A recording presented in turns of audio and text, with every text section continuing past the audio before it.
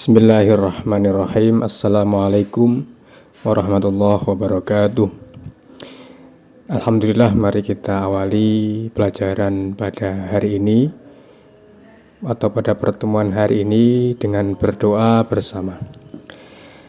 Berdoa dimulai. A'udzubillahi minasyaitonirrajim. Bismillahirrahmanirrahim. Alhamdulillahi rabbil alamin. Ar-Rahmanir-Rahim. Maliki yaumiddin. Iyyaka na'budu wa iyyaka nasta'in. Ihdinas siratal mustaqim. Siratal ladzina an'amta 'alaihim ghairil maghdubi 'alaihim waladdallin. Amin. Alhamdulillah, di pertemuan kali ini kita masuk bab yang ketujuh yang baru. Bab 7 ini menjelaskan tentang ingin meneladani ketaatan malaikat-malaikat Allah Subhanahu wa Ta'ala. Materi ini adalah materi turunan dari rukun iman, penjabaran dari rukun iman yang kedua, yaitu rukun iman beriman kepada malaikat Allah. Apa saja rukun iman itu? Pertama, iman kepada Allah, iman kepada malaikat, iman kepada kitab, iman kepada rasul, iman kepada hari akhir, iman kepada qadha dan qadarnya Allah. Itu tentang rukun iman. Kemudian kita mulai materi kita, meyakini adanya malaikat. Siapa sih atau siapakah malaikat itu? Jadi malaikat itu adalah makhluk Allah. Sama halnya dengan manusia, malaikat juga termasuk makhluknya Allah Subhanahu wa Ta'ala. Maha suci Allah yang telah menciptakan makhluk dengan berbagai macam bentuk dan keadaan. Meskipun tidak pernah berjumpa dengan malaikat, kita harus percaya akan keberadaannya. Nah, itu ya. Di sini disebutkan bahwa malaikat, makhluk Allah Subhanahu wa Ta'ala itu terdiri dari manusia, malaikat, jin dan lain-lain. Termasuk apa? Benda-benda yang hidup di bumi ini, di alam semesta ini. Maka ini termasuk makhluknya Allah. Semua yang hidup, hewan, tumbuhan, apapun yang hidup di dunia ini, semua adalah makhluknya Allah. Gitu ya. Kemudian memasuki selanjutnya, lanjutan dari malaikat Allah. Siapakah mereka? Iman kepada malaikat termasuk rukun iman yang kedua tadi. Malaikat dicontohkan atau malaikat diciptakan dari nur ilahi atau cahaya Allah. Malaikat diciptakan oleh Allah sebagai utusan-utusannya untuk mengurusi berbagai urusan. Kalau malaikat itu diciptakan oleh Allah dari cahaya, manusia diciptakan Allah dari tanah, jin diciptakan Allah dari api. Jin, setan, iblis itu satu bangsa, satu marga yang diciptakan oleh Allah dari api. Kita akan masuk pada keyakinan kita dalam Al-Quran, surat Al-Anbiya. Di sini Allah menjelaskan beriman kepada malaikat di sini. Ya, ini surat Al-Anbiya ayat 19, suratnya nomor 21. A'udzubillahi minasyaitonirrajim. Bismillahirrahmanirrahim. Walahu man fis samawati wal ardi wa man 'indahu la yastakbiruna an ibadatihi wa la yastahsirun. Dan miliknya siapa yang di langit dan di bumi, dan malaikat-malaikat yang di sisinya, tidak mempunyai rasa angkuh untuk menyembah dan tidak pula merasa letih. Quran surat Al-Anbiya ayat 19. Kita sudah bisa melihat di sini bahwa malaikat itu tidak memiliki hawa nafsu, tidak mempunyai rasa angkuh, dan tidak pula merasa letih. Dalam artian di sini tidak pernah merasa letih beribadah kepada Allah. Semua makhluk diciptakan oleh Allah, semuanya untuk beribadah kepada Allah, termasuk malaikat. Tidak pernah letih, tidak memiliki hawa nafsu lah. Lanjut, sifat-sifat dan perilaku malaikat. Di sini dijelaskan bahwa malaikat itu adalah salah satu makhluk Allah yang selalu patuh, tidak pernah membantah, tidak pernah berbuat maksiat kepada Allah. Nomor 2, malaikat ini dapat berubah wujud sesuai kehendak Allah. Nabi juga pernah didatangi oleh malaikat yang menyerupai seseorang yang bernama Dihya Al-Qalbi. Terkadang seperti sahabat dari Arab Badui. Tujuannya malaikat menyerupai manusia ini untuk apa? Menyampaikan wahyunya Allah. Malaikat Jibril ini yang memembo atau berubah bentuknya menjadi manusia, menyampaikan wahyu kepada Nabi Muhammad. Kemudian tidak makan dan tidak minum, la syurba wala aqo, tidak makan dan tidak minum, termasuk tidak tidur juga, tidak makan, tidak minum, tidak tidur. Nomor 4, tidak memiliki jenis kelamin, tidak laki-laki, tidak perempuan, tidak punya kelamin malaikat itu. Kalau manusia, jin itu punya kelamin. Ada manusia laki-laki, perempuan. Jin juga gitu. Ghaib itu juga ada yang laki-laki, ada yang perempuan. Makanya kalau kita masuk kamar mandi itu kita selalu berdoa, ya, agar dijauhkan, dihindarkan dari gangguan jin perempuan ataupun jin laki-laki. Allahumma inni a'udzubika minal khubusi wal khaba'is. Kemudian tidak pernah letih. Nah, itu tadi indikator dari Quran surat Al-Anbiya tadi, tidak pernah letih, tidak pula berhenti beribadah kepada Allah. Nomor 6, mengelilingi majelis zikir. Majelis zikir di sini termasuk kalian dalam rangka belajar ini majelis zikir. Berzikir mengingat kepada Allah. Berzikir itu tidak hanya subhanallah, alhamdulillah, Allahu akbar. Tapi sebenarnya berzikir itu dimana kita belajar sesuatu, belajar ilmu pengetahuan yang di situ kita ingat kepada Allah. Disitulah maka malaikat akan mendekati kita. Kita kalau belajar, membaca dalam rangka untuk thalabul ilmi, menambah wawasan, itu malaikat datang. Termasuk majelis zikir juga, majelis sholawat, atau mungkin ketika kalian selesai sholat, malaikat datang berzikir, ikut mendoakan. Itu ya malaikat, enaknya seperti itu ya. Tugasnya hanya mendoakan, berzikir kepada Allah. Kemudian malaikat berdoa bagi hamba yang duduk menunggu sholat berjamaah. Malaikat itu selalu mendoakan hambanya, itu tadi yang sudah saya jelaskan, selalu mendoakan menunggu sholat berjamaah. Nah, maka kita itu membiasakan untuk menunggu sholat berjamaah di masjid.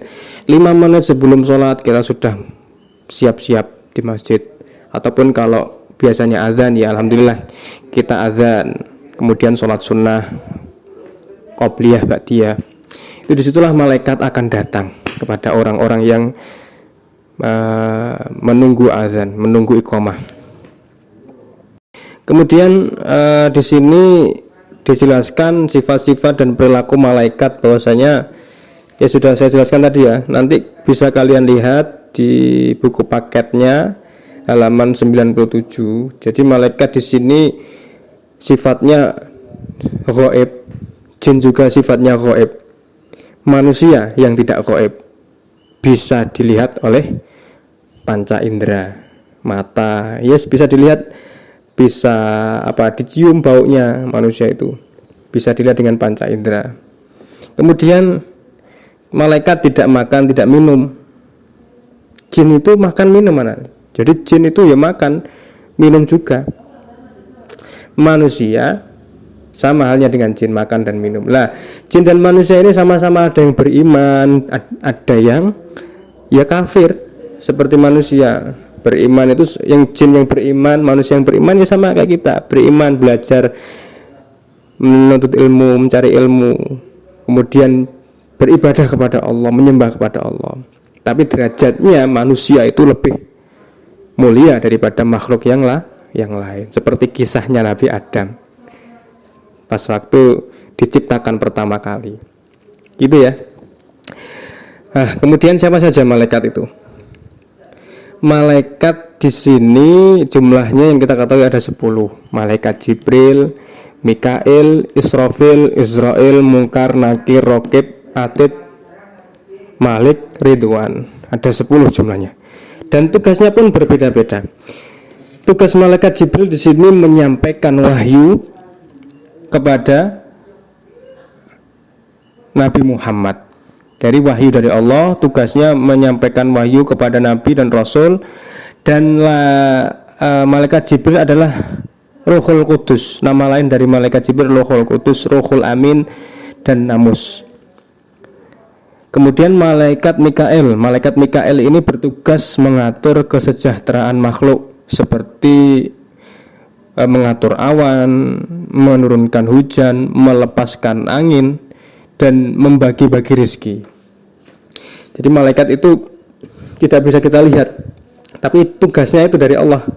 Rezeki kita itu bertambah atas apa yang dilakukan oleh malaikat Mikail. Ya, sebenarnya datangnya dari Allah, malaikat Mikail.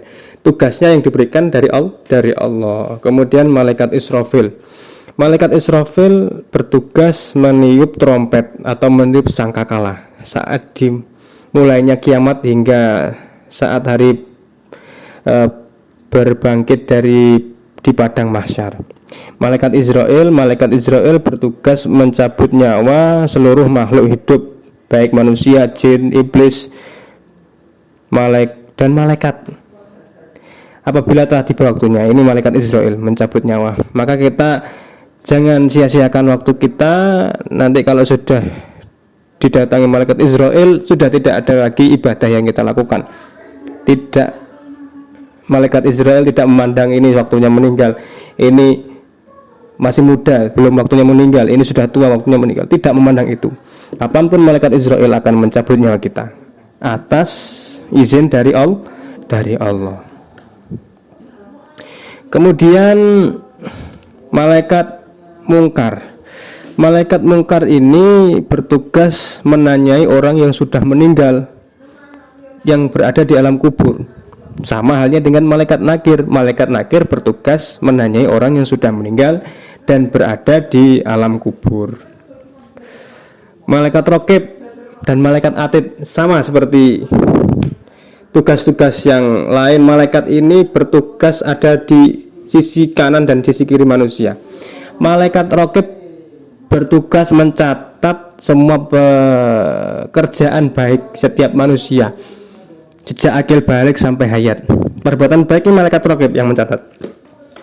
Sedangkan perbuatan jelek adalah malaikat Atid. Perbuatan buruk malaikat Atid.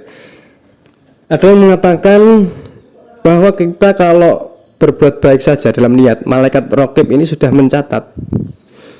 Sedangkan kita sudah berbuat jahat, kemudian belum dicatat sama malaikat Atid. Malaikat Atid tidak mencatat langsung ketika orang itu sudah melakukan perbuatan yang jahat, tapi menunggu beberapa jam sebelum dia bertobat.